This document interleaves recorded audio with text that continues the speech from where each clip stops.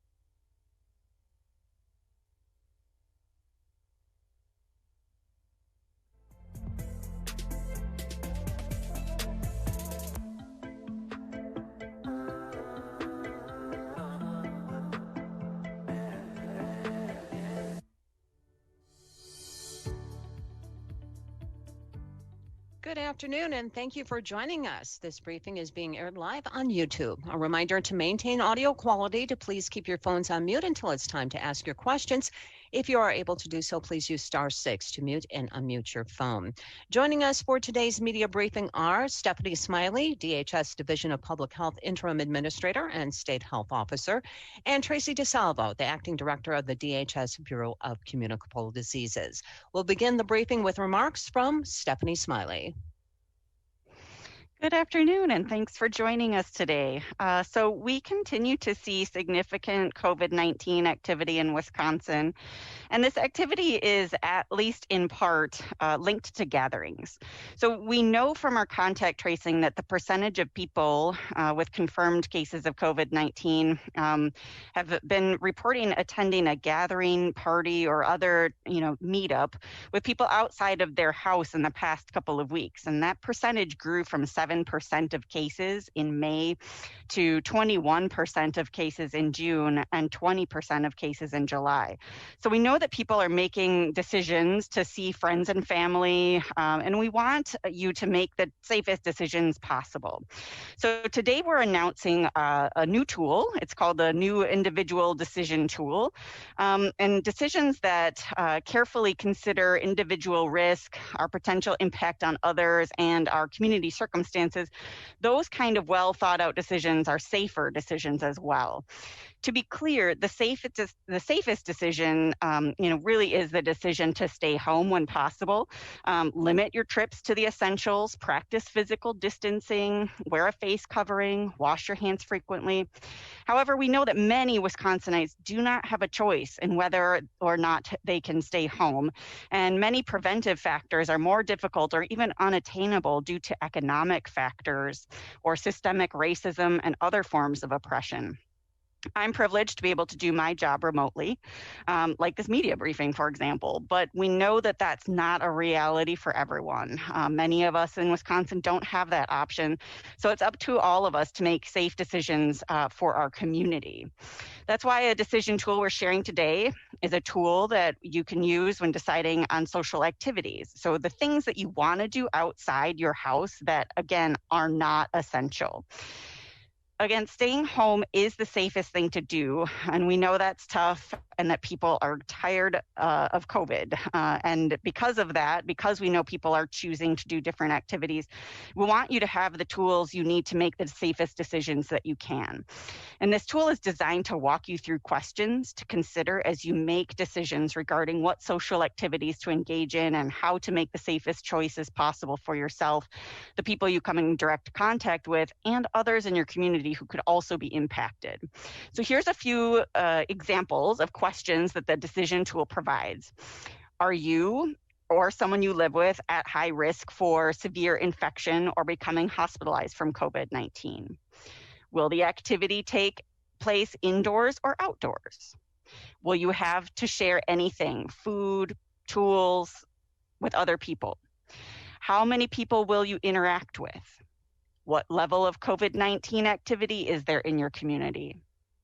And if you do this activity, how could it impact other members of your community that you have contact with?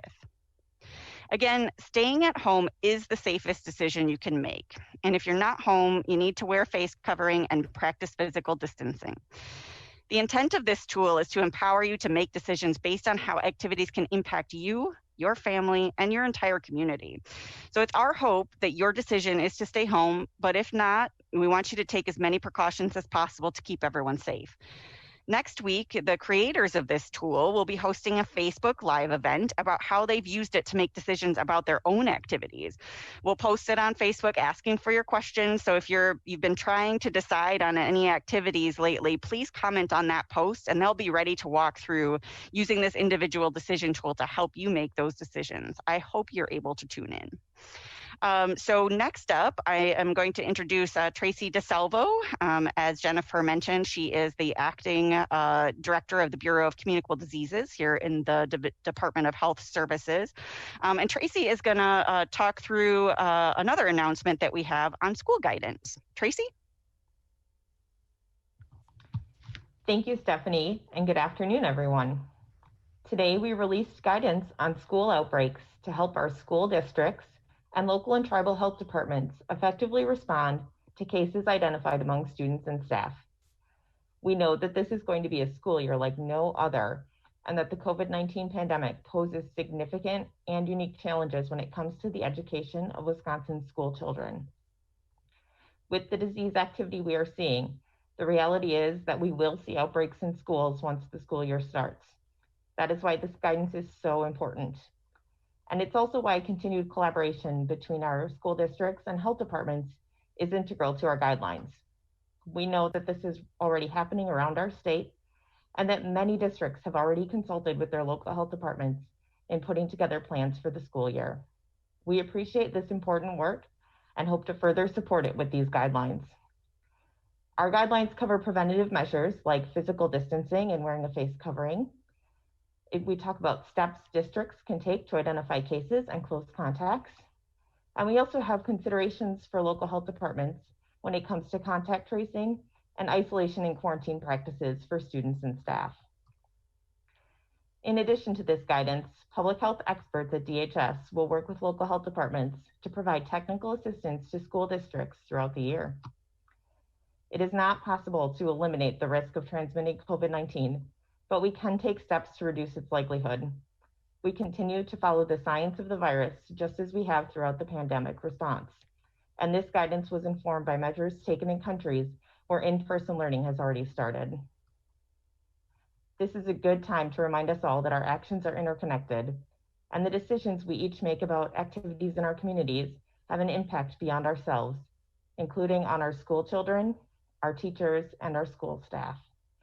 As we each do our part to stop the spread, as we limit our interactions, wear face coverings, and carefully consider our activities, these actions help to stop the spread in our communities and stopping the spread in our communities helps to stop the spread in our schools. Thank you, and we are now ready to take your questions. Thank you. And a reminder to maintain audio quality, to keep your phones on mute until it's time to ask your question. We do have time today for a question and a follow-up. And we'll begin this afternoon with Danny Maxwell from WKOW-TV in Madison. Danny? Hi, I just wanted to ask a question about the school guidance. What will happen with the DHS and the school district, or between the DHS and school district, or the local public health department and the school district, if there is a spike at a certain school or in that district? Can you kind of take us through what would happen if we do see a spike at a particular school or district? Yeah, Traci, I will, as the resident epi here, I'll kick that one to you. Sure. Our guidance lays out some steps that the school district, in cooperation with their local health department, and of course with technical assistance from our staff at the Division of Public Health, can do to respond to cases and a potential outbreak in a school. And that includes mitigation measures to halt the spread, things like physical distancing, increased hand washing, contact tracing, right? Something we've been talking about a lot throughout the whole of the pandemic, contact tracing, identifying those people who have been exposed and who would require quarantine. And then we also talk about places and points in time where a school might consider either having a particular classroom or cohort that might need to be sent to a virtual learning style for a little while, like temporarily moved virtually, or perhaps taking that beyond that to a whole school, just depending on the context and the spread of that outbreak. And it's really going to be something that's going to vary from school to school and district to district. And that's why our guidance really provides a set of guidelines, but isn't so prescriptive about things that you have to do in every setting. And Danny, did you have a follow-up? Thank you. Yeah, I was just curious. I know it may be kind of apples and oranges, comparing apples and oranges, but we are seeing some outbreaks as college campuses go back to school, not here in Wisconsin, obviously, but in some other places across the nation. And so I'm just wondering if anybody could speak to, as we get going here at UW-Madison and some of the other UW system schools, if you are working closely with the schools, if we could expect to see something like that here, and if we do, then what is the next step in that process? Sure, I'll take a stab at that one. So yeah, I mean, I think that, one thing that I really want to emphasize in this briefing today is that I think we should be prepared in Wisconsin to see a lot of we already have pretty high community transmission. And so because we have high community transmission in this state, we can expect that there will be school outbreaks. And we can expect that while this guidance is primarily intended to assist, sort of the K-12 kind of age range, for those types of schools, certainly higher education and any, type of environment where people are gathering, we do anticipate seeing outbreaks in those settings as well. So certainly the same rules, apply in terms of, what we would do, with any type of outbreak in any setting, which is, our local public health department, will reach out to those facilities and, do the interviewing and the contact tracing and try to really provide that guidance that is really specific to that particular situation, because we know that there's a lot of variability, amongst different settings. And so it's really going to be important, that schools and higher education facilities, are working in conjunction and closely with local public health, and certainly the state public health can provide technical assistance as well. Thank you, Danny. Now to Scott Bauer from the Associated Press. Scott? Hi, thanks for doing this call again today. I wanted to talk about the testing numbers. Over the past 7 days, we've averaged about 9,400 tests performed a day, and that's 25% below the goal the governor set in the Badger Bounce Back Plan. You all talk about capacity to test, and I'm asking about the actual number of tests that are given. Why are they so low? Is there a shortage? And if so, what's being done to address that? Yeah, I can speak to that. We know that we are hearing definite shortage of supplies. So there's a supply chain challenge with certain types of platforms, and that there is certain reagents, I guess, as certain types of supplies related to conducting the tests are in short supply across the nation, and that has been a struggle. Wisconsin is not immune to that problem.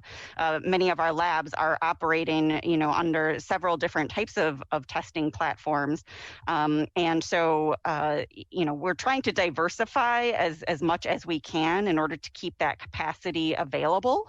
In Wisconsin and in our state for our residents, but understanding, when you have, health systems and others, have relied heavily, and they've, instituted certain instrumentation that requires specific supplies, and those are just in high demand. So what I will say about our numbers is that that may be reflecting that those supply shortages, we're not able to necessarily have the highest capacity being conducted on a daily basis, but it could also reflect a decline in the number of individuals who are seeking testing. That is something that we encourage people to continue to seek out testing, even if you do have, if you have symptoms, and certainly if you've been exposed. And a follow-up, Scott? Yeah, as a follow-up, are you concerned that as schools go back and we potentially have more people getting tested, either on campuses or parents worried about children or these potential outbreaks, that our ability to test the number of people who will seek a test won't be able to meet that demand? Yeah, I mean, it's certainly something that we're monitoring. We're actively trying to increase the capacity in Wisconsin, in light of what we're anticipating will be additional demand, right? So, as I mentioned, we're trying to sort of diversify and, get as many, different types of platforms available in Wisconsin so that we can help mitigate some of those supply shortages. But also, we know that we will probably not be in a situation in the state or nationwide, for that matter, where we're going to be able to, keep up with that demand just because of those where we are in terms of the supply. That said, we know that there are a lot of different types of tests that are continuously being approved, for use. There's a lot of conversation, with our healthcare partners and laboratory partners about the best kinds of tests to use for certain situations, because not all testing supplies and testing, platforms are the same. They have different, different methods, and some may be more appropriate for certain situations than others, and all those conversations continue, but certainly it is something that we're monitoring, and and we definitely are going to need to look at our framework for how we prioritize tests. Should we find ourselves in a situation where the demand is definitely, if it outruns our capacity. Thank you, Scott. Now to Adam Rogan from the Journal-Times in Racine. Adam?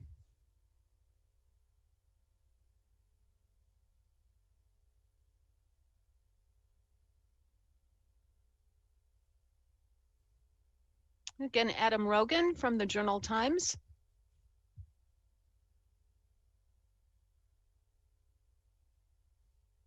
Okay, let's move on then to David Wahlberg from the Wisconsin State Journal. David.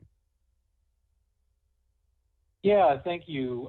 In terms of the school guidance, I'm wondering if you can be a little bit more specific about when schools might be asked to conduct classes virtually. I realize things vary by district, but most schools are in one building. So if you have one student in a building test positive, would that trigger it? Would it need to be one student with known close exposure to at least two others? Would it have to be at least two cases? What would trigger a decision to have a class, a cohort, or a school need to go virtual? Sure, thanks for that question. We have a lot of guidelines for schools and local health departments to consider here. And as I mentioned before, we are trying to not be too prescriptive so we don't have sort of a one size fits all, because we know that schools and districts can vary. But what a school and a local health department are really going to take into consideration is that one case, part of maybe a small cohort that is in a single classroom with a single teacher. They don't move around a lot. They're not going to the cafeteria for lunch. They're really sort of isolated to that small group. And, we have to look at the age of the students, their ability to appropriately physical distance from each other, right? For instance, middle school children may be able to physically distance better than kindergartners. So we have to look at the interactions that are going on in that particular class and classroom. And so in that situation where you have, a small group in a single classroom, maybe who's physically distancing appropriately, you might not have a lot of close contacts who would have to be excluded and quarantined. So there might not need to go to a virtual learning method necessarily for that whole group. But in other situations, you might need to, if you have a kindergarten class and you have, someone who's ill and lots of kids who've been potentially within 15 minutes within close contact of each other, sort of during that one day, you might have that whole classroom that would need to then be going to a virtual learning style for a little while. But we really want schools and local health departments to have the flexibility to assess those things on an individual basis and to look at each situation as it arises. Yeah, and I would just add to that, just sort of big picture, generally is what we're recommending is that, if there's a situation where, other outbreak mitigation measures, have been implemented and, and they're just not effective at halting the outbreak transmission, that certainly would be a situation where, school and district administrators should consider, temporary classroom or school, closures, those, or, dismissals, those kinds of things. Or, there could be situations where you've got in-person instruction, has been seriously impacted because there are so many staff out, or student absences, not unlike, situations that occur when we see, in winter time where we have influenza outbreaks or norovirus outbreaks. We do see some school closures that occur, similarly due to, the absenteeism or staffing issues. And sometimes, certainly with norovirus and COVID-19 would be no different, classroom or school-wide cleaning and disinfection, that would be a situation where you might consider, closing a school temporarily in order to complete that deep cleaning. And so those are some examples, if that helps. Do you have a follow-up, David? Yeah, I guess I'm just wondering, the decision ultimately is up to the local health department. Is that right? As opposed to the school district? It's really the local health department working in coordination with that school district to make the decision that's going to be best for the students and staff at that school. Mm-hmm. Thank you, David. Now to Marty Glazer from Spectrum News. Marty?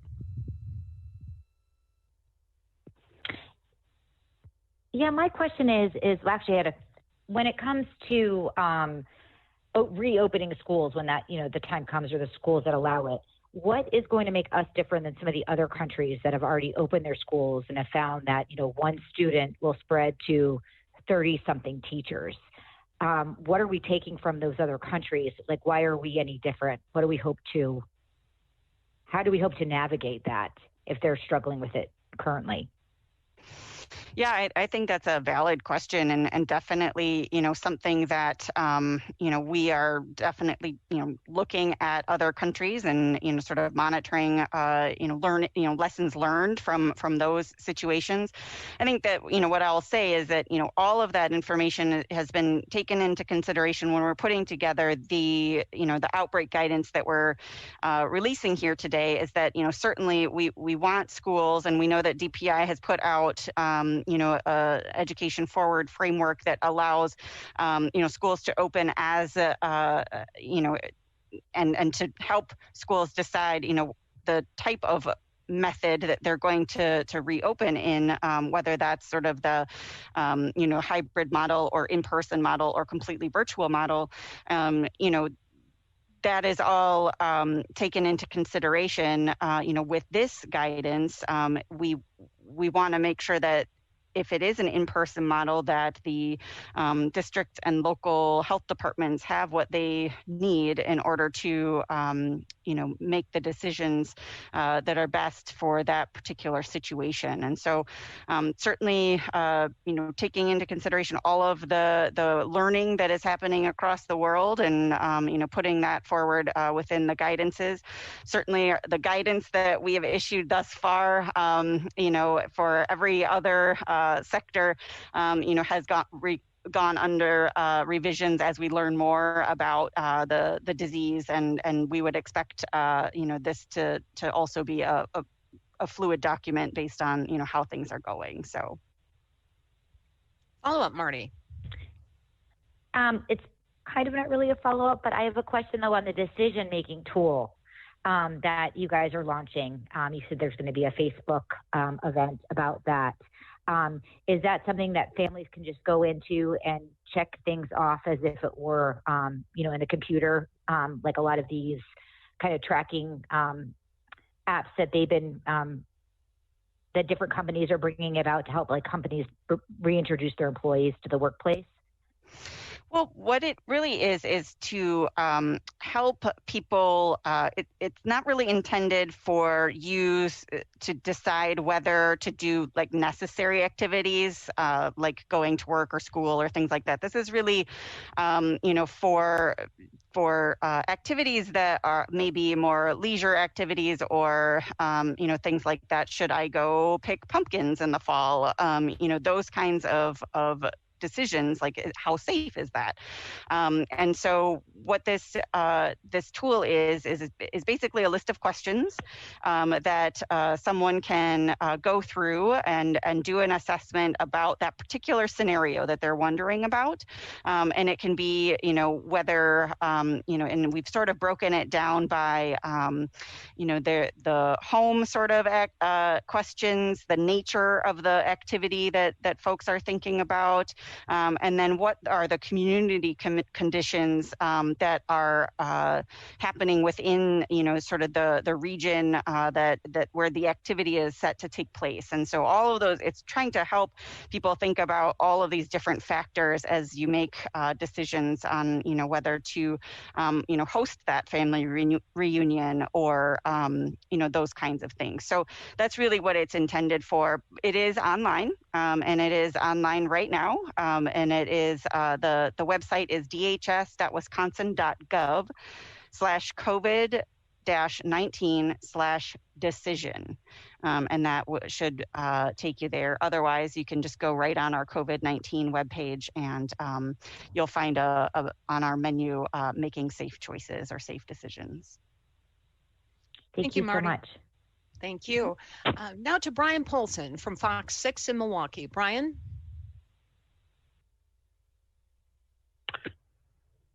Good afternoon. Hi. I think this is probably a question for Traci, but either one of you can obviously address it.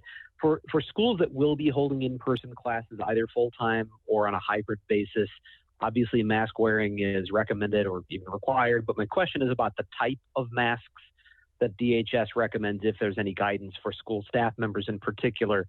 A couple of weeks ago, Whitefish Bay schools sent guidance to staff saying that OSHA does not recommend N95 respirators in a school setting, and in fact said they would not allow voluntary use of N95s by staff, but didn't exactly explain why. Can you talk about if there are particular types of masks from a health perspective that are best for this kind of setting and why some might not be appropriate for a school setting? Sure, I'm happy to talk about that. So we really recommend that people would continue to wear their cloth face coverings as is being recommended in accordance with state orders and any local orders that might exist in your area. N95 respirators really work best in a healthcare setting where someone is able to be fit tested, and so are not necessarily the best thing to be using in the school setting.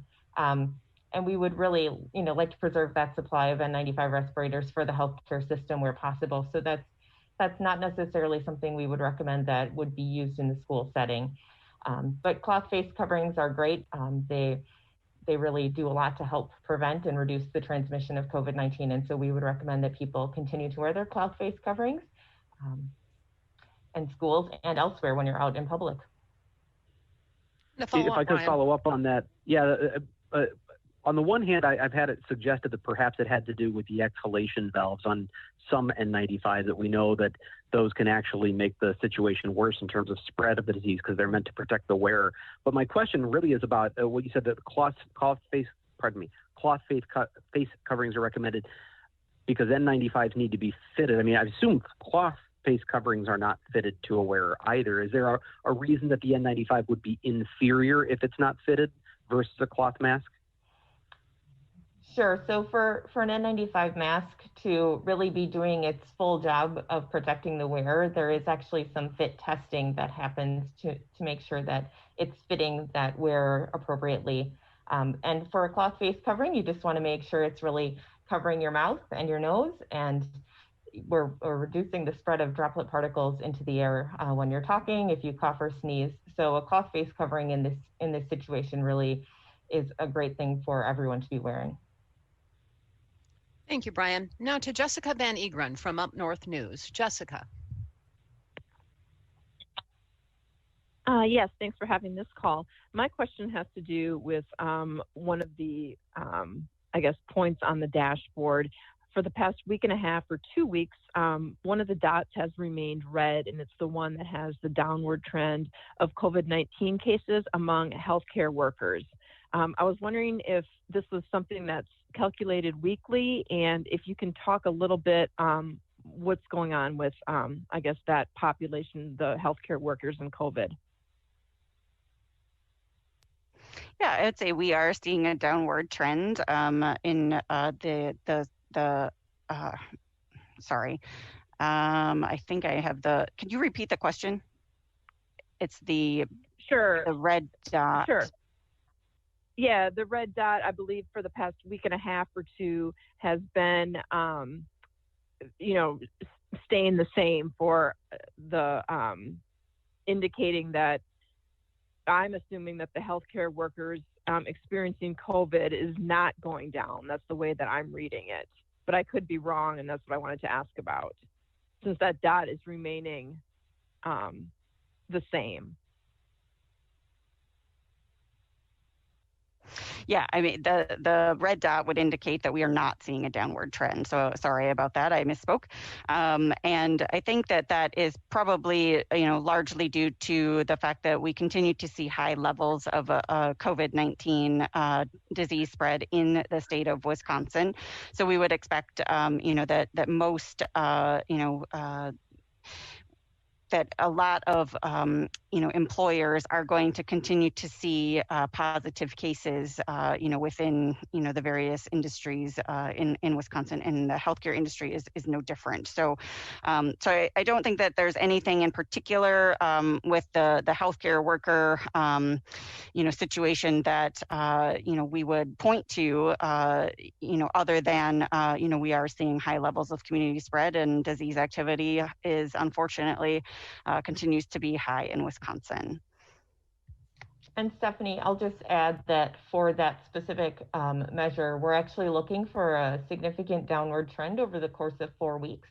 So if you're looking at the data below, you can see that the preliminary data the last couple of weeks, it does look like maybe we're starting to see a little bit of downward movement among healthcare workers, which is a good sign.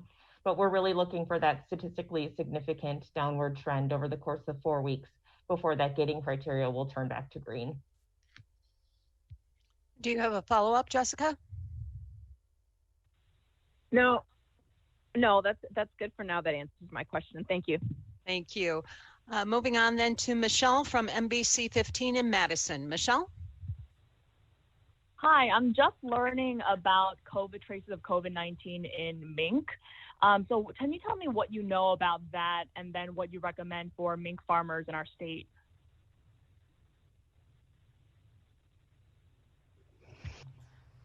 Yeah, Traci, I think that might be better suited for you. Yeah. So we know that there is some evidence that COVID-19 can be transmitted from humans to some animals, and mink are one of those animals. And so we continue to recommend that, people, when dealing with their pets, if you're a person who has COVID-19, that you would be just conscious when you're around your pets. And the same thing would go for mink farmers. So wearing a mask or a face covering would be a good thing for those individuals to be doing, and just having good hygiene practices on your farm to continue to reduce the spread. Follow-up, Michelle? Can I ask a follow-up? Yes.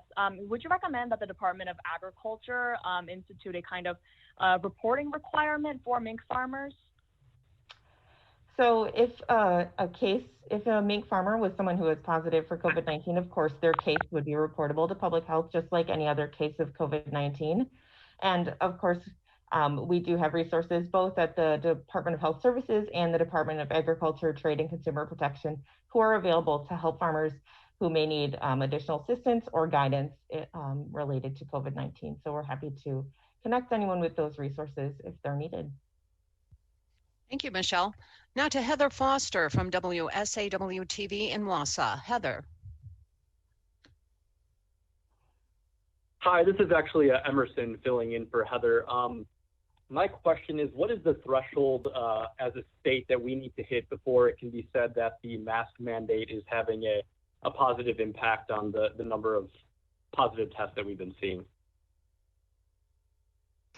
Yeah, it's a really good question. And I don't know that we've not established a threshold as much as it is, we know that we have, very, high community spread in Wisconsin. And, the idea is to not be high community spread. And so, I think that, we've really looked closely at our, disease, burden and the trajectory. So really that is, how many cases we have and whether or not, we're seeing a trend that is going in the wrong direction, which would be increasing.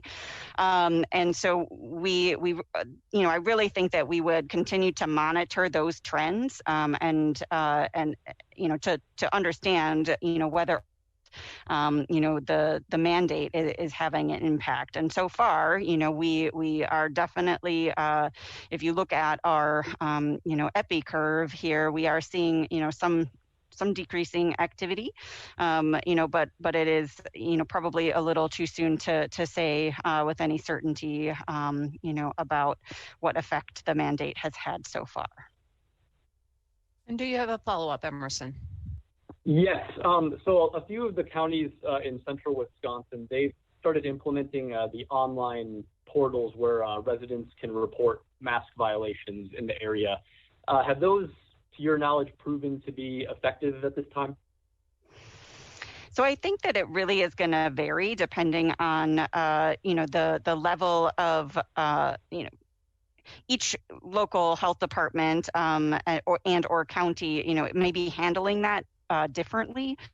So we don't have anything like that statewide, again, because the enforcement is done at the local level. And so I would not be able to comment on, how effective they have been overall, but certainly, we know and we have heard, anecdotes of situations where, there have been complaints and those have been followed up on and the appropriate actions have been taken and folks have understood, what they need to do to sort of come into compliance. And so, all I have is sort of anecdotal evidence there, but, I think certainly, in order to help streamline some of those complaints, online tools, have certainly helped with the workload at the local level, and really giving the public a place to go to lodge, concerns that they may have. Thank you, Emerson. Now to Stephanie Hoff from WisPolitics. Stephanie.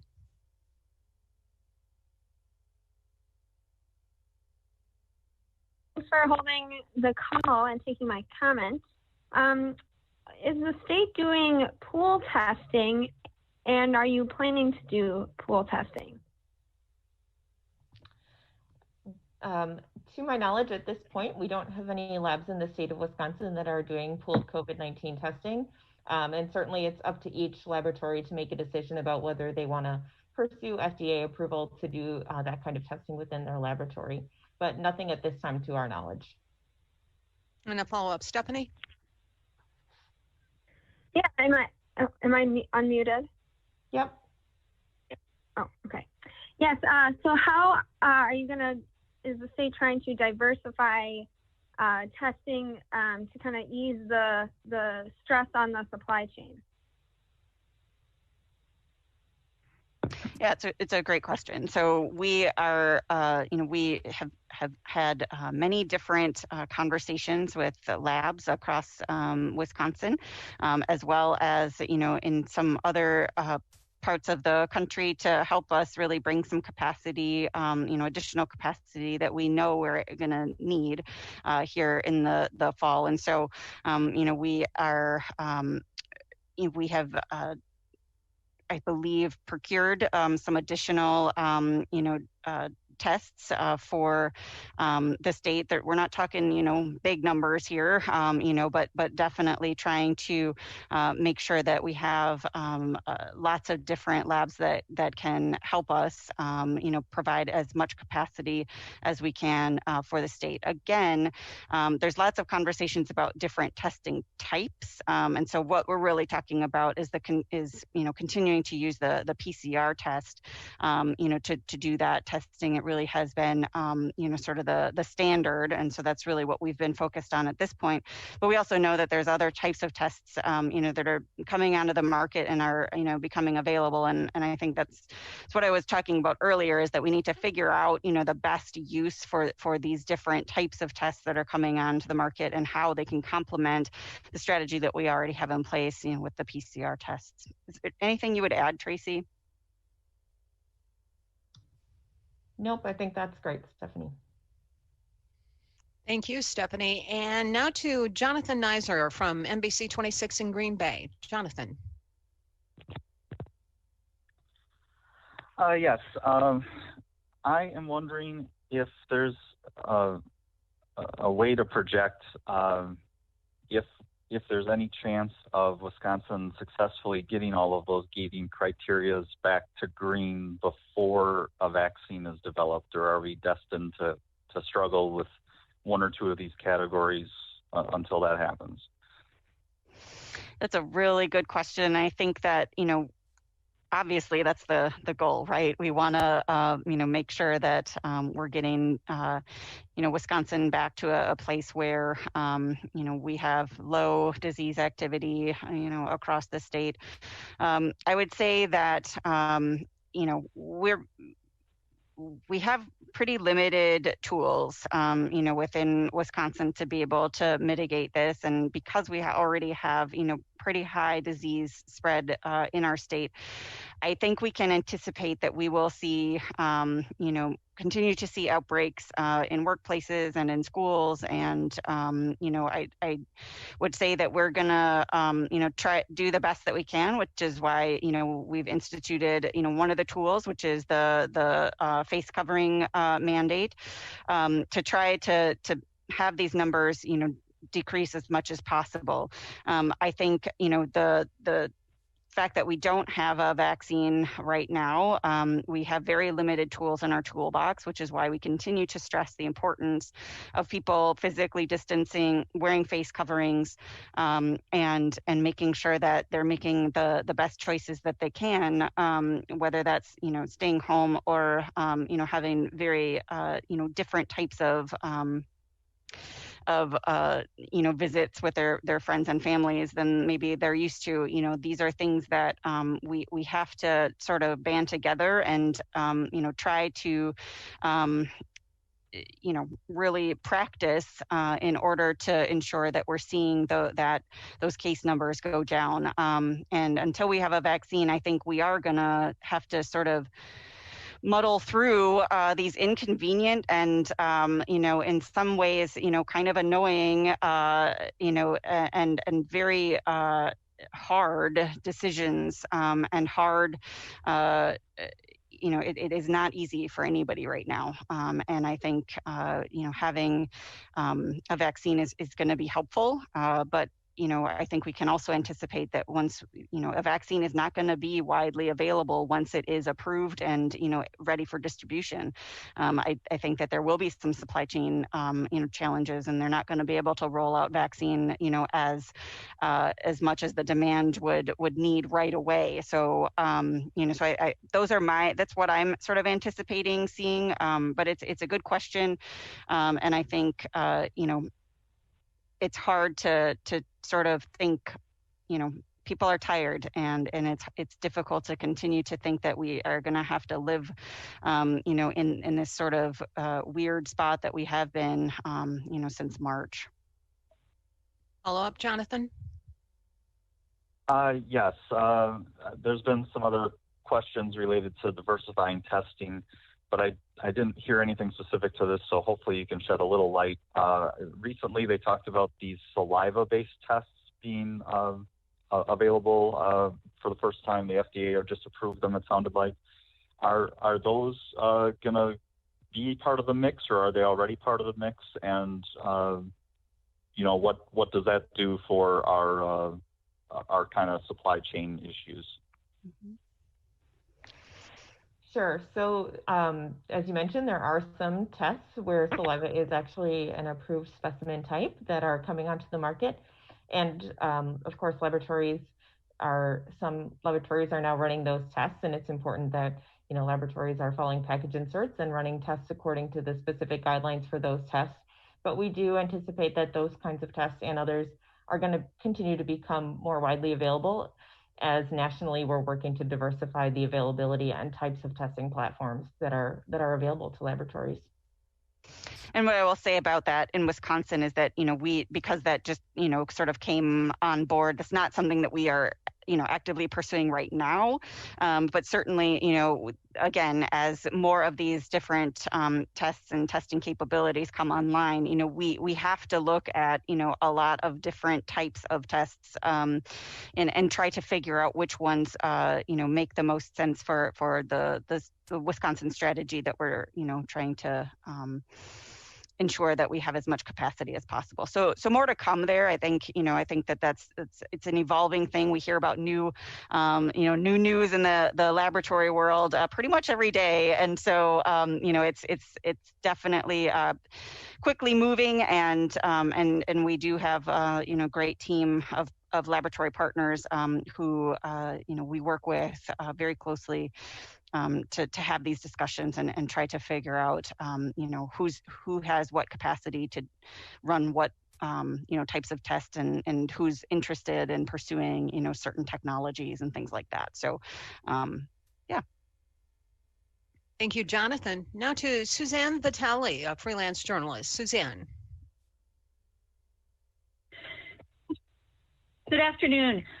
What is likely to happen when the mask order expires at the end of September? Can it be renewed? And what would be the criteria for renewal? It's a good question. And I'm afraid that I don't have the answer to that. So we might have to follow up on that particular question. Yeah, sorry, I don't have that. Sure, and we can assist you with that, Susanna. Do you have a follow-up question or an additional question? Sure. Actually, I also cover Minnesota, and Minnesota just reported its 17th case of multi-system inflammatory syndrome in children. Can you give us an update on cases in Wisconsin?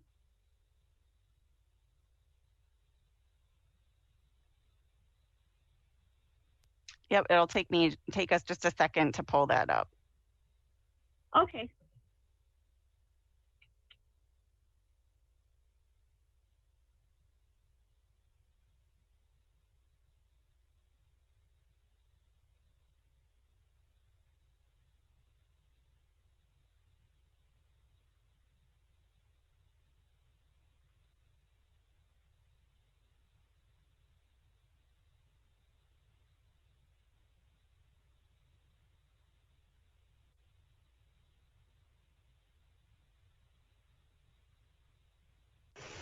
Okay, my apologies. I could not then find the unmute button. So yeah, it looks like we have 9 cases of MIS-C that have been confirmed by the CDC. And that is as of a couple of days ago. Thank you, Suzanne. Now to Scott Gerard from the Cap Times. Scott. Hi there. Thank you. Hi there. Thank you. I was wondering, do you expect the state to create any database or anything to track outbreaks at school as the school year begins? Yes, actually, we do have already have a facility investigation page that we have posted on our COVID-19 webpage that has sort of all of our data there. And we will, we do anticipate breaking out, a new category as necessary to be able to track, school and higher education and daycare outbreaks. So that is something that we plan to do, and hopefully we'll be able to do that shortly. Follow up, Scott. Yeah, thank you for that answer. And then I was just wondering, how long has this school guidance that was released today been sort of in process for being created, and any thoughts on just the timing of its release so close to the school year?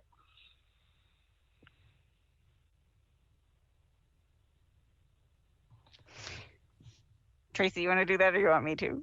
It doesn't matter. Okay, I'll take a stab. So it has been in the works for quite some time. I will say it is difficult to, pull all of the information together and ensure that that it is evidence-based. We want to make sure that it's based in the latest science, and as a lot of those recommendations change over time. We have been getting real close to having this be released for a little bit now, and we're thankful to be able to release it here today so that schools have what they need in order to respond accordingly. So is there anything you would add to that, Traci? Okay. Thank you, Scott. Now to Madeline Fox from Wisconsin Public Radio. Madeline?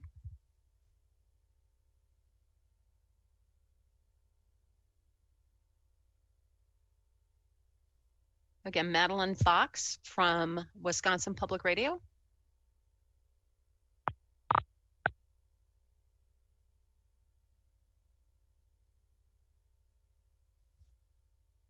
Are you there, Madeline? If not, we'll move on to Mattson from WISN. Oh, sorry. Go ahead. Sure. I am so sorry. I unmuted on the call and then not on my home phone. So anyway, I was wondering if there's going to be, one of the things that epidemiologists and public health officials have emphasized is that people should really consider getting their flu shots this year, even more than in previous years. Is there going to be a statewide effort to push that harder, or to try to get it particularly in schools? Yeah, so I certainly we know that this is going to be a challenging fall. From the standpoint of having, influenza is always a challenge for us. Each fall, and now we have this complicating factor where we have COVID-19, and symptoms are very similar. So certainly we would like to encourage people when possible to get a flu shot and to be able to mitigate the effects of seasonal influenza, on our communities as much as possible, understanding that that is a tool that we have available to stop the spread of that disease. We want to really make sure that, folks are doing everything that they can to stop respiratory diseases. What I will also say, though, is that, the same, mitigation measures that we have in place, for COVID-19 are largely based off of what we would recommend for a pandemic influenza. So your same, recommendations with the face covering, the social, the physical distancing, that's really going to help, with the slowing the transmission of influenza as well. So, the combination of those, non-medical, sort of interventions, as well as, influenza vaccine, we're hoping that we have a pretty sort of low incidence influenza season as well. And a follow-up, Madeline. Yes. At the same time, with some people putting off, in particular, non-essential medical visits and maybe not spending as much time in grocery stores and pharmacies and the like, are you worried about a downward trend in people who are likely to get those vaccines? Yeah, I think it's definitely a concern, and it is something that we're working closely with our healthcare partners and our local public health departments to try to ensure that access to influenza vaccine is available, and understanding that may be a challenge this year because of what you already mentioned, in that people are choosing to they're not able to go out and about and to get those interventions or that shot, but I think what we would want to encourage is that those are types of essential trips that we would want to ensure that people are taking in order to protect themselves from influenza, which is also can be a very serious disease. Thank you, Madeline. Now to Matt Sen from WISN TV in Milwaukee. Matt. Hi. I'm curious, was there ever a thought or any kind of plan or discussion to try to test all public school students?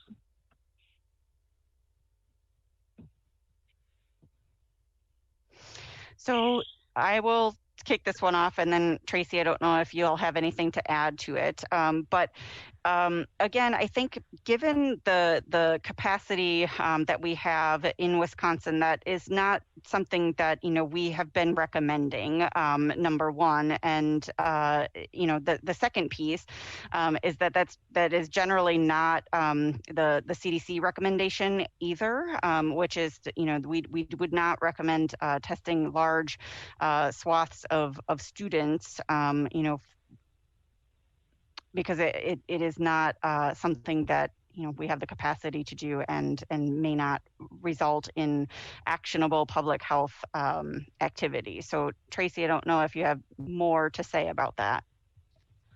Sure, Stephanie. I think the key here is that what we really want to encourage is for people who have symptoms of COVID-19 to get a test, contact your healthcare provider or go to a community testing site and get a test. And also people who have a known exposure. Those are also people who really should be working with their healthcare provider or visiting one of those community sites to get tested.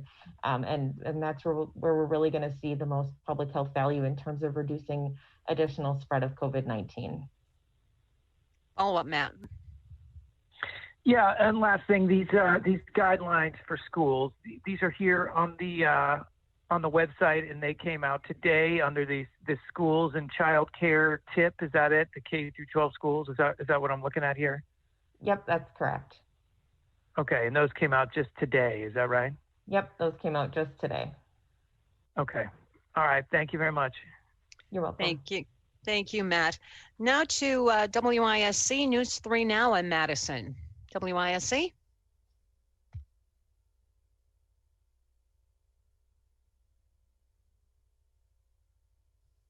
Again, WISC TV in Madison. Okay, we're going to go back to Adam Rogan from the Journal-Times in Racine. Adam, are you there?